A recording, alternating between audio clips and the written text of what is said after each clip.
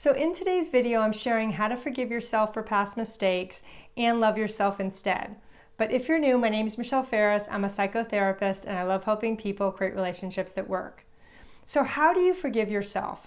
You have to be willing to do something different and to cut yourself a break.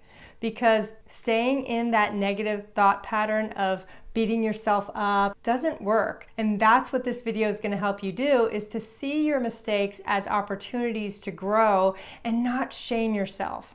So the first thing you have to do when you're looking at trying to forgive yourself for making mistakes is you need to challenge those old beliefs about making mistakes. Because I'll bet you probably learned, like I did, that mistakes were not okay growing up. In fact, we learned to avoid them because many of us got abused around our mistakes. Maybe if we did something wrong, we were hit or punished severely or criticized and made to feel really bad about ourselves. So of course, as adults, we're going to think that making mistakes is something to be avoided in our relationships, because every single person on the planet makes mistakes. It's part of the human experience. But embracing that and changing your belief around making mistakes is the first step. So for instance, in my own recovery, I've made a ton of mistakes, but in the last several years, I've really noticed that my mistakes have been huge opportunities for growth. So for instance, several years ago, I had a really close friend dump me because I was too needy. Before that, I could never see my part.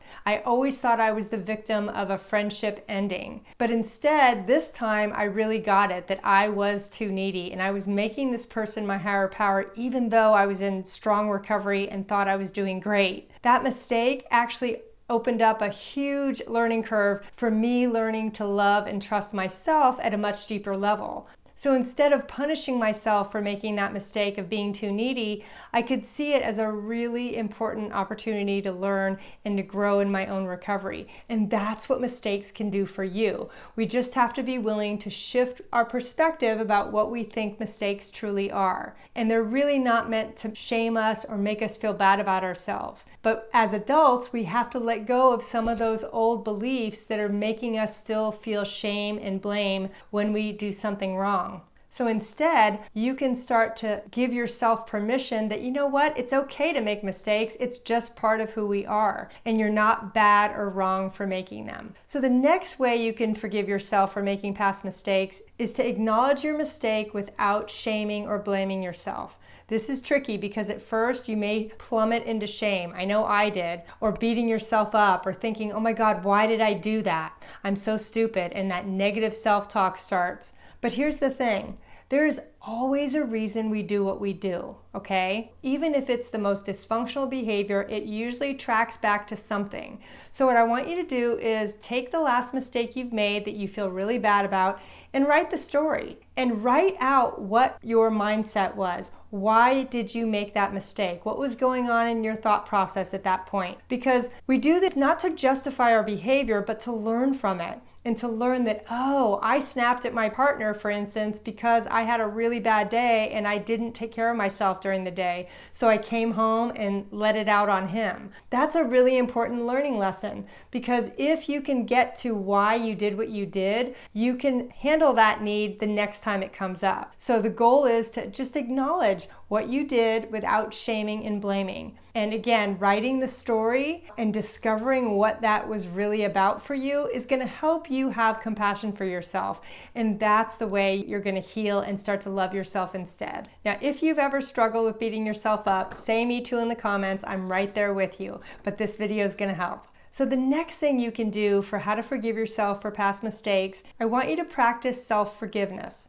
And an easy way to do that is to write yourself a letter of apology. Because this is how we start to let go of the self-hate and the shame. And the letter could be like this. Dear me, I'm really sorry you've been struggling. I know you've been going through a hard time, and I forgive you for saying and doing X, Y, and Z. And then I want you to actually name it. Because in making amends to yourself or forgiving yourself, we really want to name the behavior specifically. We don't want to sugarcoat it, because that's part of the integrity you're building in doing this work, is to just own, yes, I called my partner a name. Yes, I yelled at my kids. Yes, I gaslighted someone. Whatever that behavior is, I want you to name it, because that's how you're going to start to build self-esteem in this process. by acknowledging what you did so that you can forgive yourself and move on. The next thing I want you to do is create a ritual to let it go. Some people like to burn the letter that they write, go to a special place in nature, say a prayer, release it into the universe. This is really meant to help you formally let it go. Because sometimes what we do is we write the letter of amends, but then we don't really feel done. And this next part is going to help you feel done. So a ritual might be lighting a candle and saying a prayer, or going to a place in nature that you love.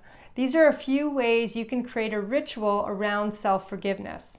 So the next thing you need to do for how to forgive yourself for past mistakes is consider mistakes being opportunities to learn and grow into a healthier person. I can't tell you how valuable this has been in my own recovery. Every single time I make a huge mistake, I get a huge gift out of it. But initially it hurts, and I may want to beat myself up or to say, oh my God, Michelle, I can't believe you did that, and feel some shame and embarrassment. That's normal at first, but I want you to practice self-forgiveness. Give yourself a break and understand that, you know what, you probably did the best you could at the time. That saying, hurt people, is really true. And I truly believe that if you could have done better in that moment with that person, you would have. But in that moment, you chose something dysfunctional or hurtful because you didn't see any other option. And that's why this is so powerful, because you acknowledging that you did the best you could without beating yourself up is the way to heal. And reframing mistakes as opportunities to learn is really an easy way to do that. Now, the next thing you need to do for how to forgive yourself for past mistakes is I want you to learn how to comfort yourself. Because part of this process might stir up feelings of sadness, of shame, of anxiety, and you need to be able to comfort yourself through it. So when I make a mistake, in the past, I used to use food to cope because I didn't know another way. Or I would beat myself up and just feel lousy for days and days at a time. Now, fast forward into my recovery, I know what I can do. I can call a friend who's going to be really loving and caring with me. I can tell myself, you know what, it's okay, Michelle, you did the best you could, and you're not a bad person for doing what you did. One way to do this is to change your self-talk. So instead of telling myself I'm stupid, I'm going to tell myself, you know what, I did the best I could and I can rectify that mistake. I can make an amends. I can change my behavior. There are things I can do to repair that situation. And beating myself up is not going to help any. Another important note when you're trying to comfort yourself is you really want to find healthy comforts like writing, meditating, taking a walk, calling a friend, lighting a candle and praying, things that are going to actually benefit you. Because when we don't have healthy coping strategies, we're going to fall on dysfunctional coping strategies like eating too much or using substances or going to toxic people for support even though they can't give it. So we end up feeling worse than when we started. I don't want that for you. So what I want you to do is make a list right now of some healthy comforts you can do as you're trying to forgive yourself, because that's going to help you heal and love yourself along the way. One thing I did years ago is I bought myself a stuffed dog, something really big that I could hold when I was really feeling scared. It just gave me that comfort. It was very much what my inner child needed. So I want you to think about what are some comfort items, maybe even from childhood, that you could get today that would help you forgive yourself when you're doing this process. Now, the next thing I want you to do is I want you to go watch my video on how to increase self-esteem and start loving yourself. Thanks so much.